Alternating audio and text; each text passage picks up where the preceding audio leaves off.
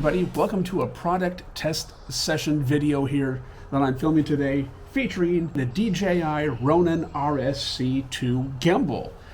Just recently got this thing a couple months ago and the weather's finally decent enough where I can take it outside and have some fun with it. Now, if you've been watching some of my past videos here, you'll know that when I've been filming my cosplay videos, my car music videos, things like that, that I've used a gimbal like this, the stealthy, gosh, what was this? The stealthy Verizoom. I've used this, I've used the Flycam Nano, and I was also filming with my Canon 70D. These type of gimbals are okay if you're a beginner, if you're starting off, trying to get used to, shooting videos. Kind of really obsolete now because with the way that these newer electronic gimbals are made, they're pretty affordable here. And for what you would spend on one of these here, maybe spend a little bit more and get something more electronic that will work better than this sort of Flycam Nano. Because with this type of a gimbal and the Flycam Nano, I'm going to put some video up here of when I came out to this park here and I used this Verizoom and I was giving it a good little test run with my Canon 70D and my Sony CX900. These things, you have to hold it such a way, you got to keep your hand on it here to keep it steady, and you have to walk in such a way to ensure that your footage is smooth. It's a lot more work than what it's worth, I've shot a lot of videos here with this in the Flycam Nano, and, as fun as it was a pain. I wanted to get something new, electronic, to where I don't have to worry about walking a certain way or holding this and the gimbal here to make sure it was nice and steady as I was walking along. I'd recently seen these electronic gimbals being used at conventions and other car shows, and it kind of got to the point where I wanted to get one. DJI released this Ronin RSC2 last year, I believe, and it's pretty darn cool. These go for, if it's just the Ronin RSC2 on its own, about $500. If you get the Pro Combo set, you're probably looking for something around $740 to $800. What I did was I went on Amazon and I was ready to buy the Pro Combo set for, $740, $800. And I looked and I saw that they had used ones for sale. And I took a gamble on it. I bought a used one for $620. It said might have some damage to the surface of the components. So I was kind of concerned about that. Like, what happened to these things? Did somebody damage it and then return it? Is there maybe some missing pieces? As I said, I took the gamble, and when I got the set, everything here was in pristine condition. Everything was perfect. It's like they just opened it up, looked at it, and said, nah, put it back in the box and shipped it back to Amazon. Lucky me. The only damage that this set had was the box. It was just scuffed up and dented like here and there on the box. Nothing bad. It was pretty cool. So hey, $620, I saved like $120 to $180. Now, this video here is not going to be a tutorial on how to balance the thing and set it up and how to select your shooting modes. If you're looking for something like that, I'm going to put a link down below to Midas Tech here on YouTube. He has some great videos on how to switch between the different shooting modes on this thing here to get it to your settings and your liking, as far as like all the features go. Now, he has a great channel featuring tutorials on how to get the Ronin RSC2 all set up and all the functions and modes and things. So if that's what you're looking for, look below, look at that. Because what I want to do here is I just basically want to go walking around the park here with this and, just film things just to see how smooth it is. Because again, when I came out here with this thing, when I was shooting with the 70D and that Sony camera, the footage was okay. Nothing really good professional that I would, be happy about. So I'm really looking forward to seeing all the footage that I'm going to shoot from this thing here. Again, it's just like a little test video here showing, how well the thing works. So let's get out there, check this thing out.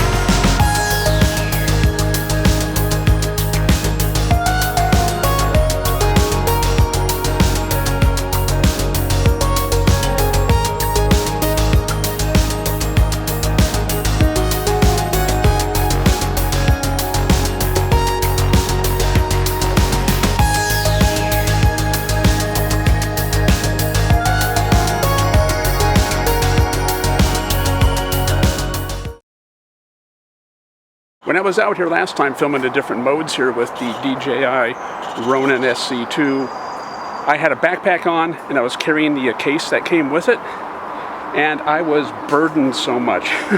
If you listen to the footage, you're going to hear me breathe pretty heavy there because I was carrying so much stuff and had so much stuff weighing me down.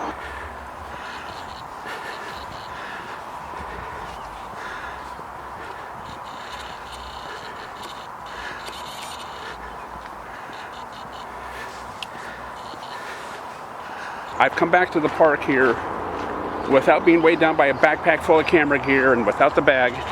It's just me, the Ronin, and I did get this small rig handle for it, so I will be using that while shooting some video modes around here with it, just to see how well the small rig handle works as well.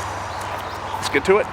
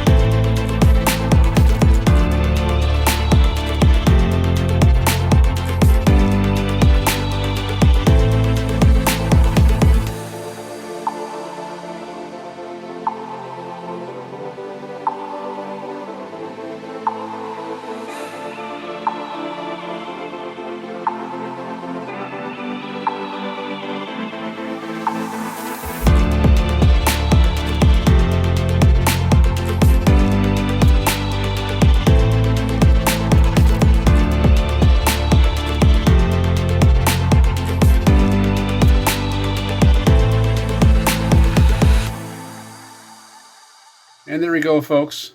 Quick review of the different shooting modes that you can do with the DJI Ronin RSC2.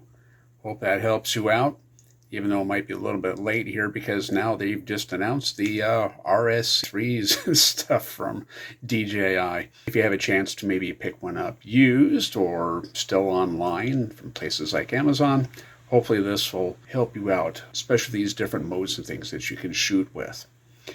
Either way you go, if you get a battery-operated gimbal like this here, you might want to definitely invest in some type of a handle to hold on to it better with two hands and for underarm shooting and things like that. The handles will help out so much. And also, exercise a lot and buff up your wrists because these things get heavy to carry after a while. Anyway, thanks for watching this review of the different shooting modes for the DJI RSC2. Till next time. Thanks for watching.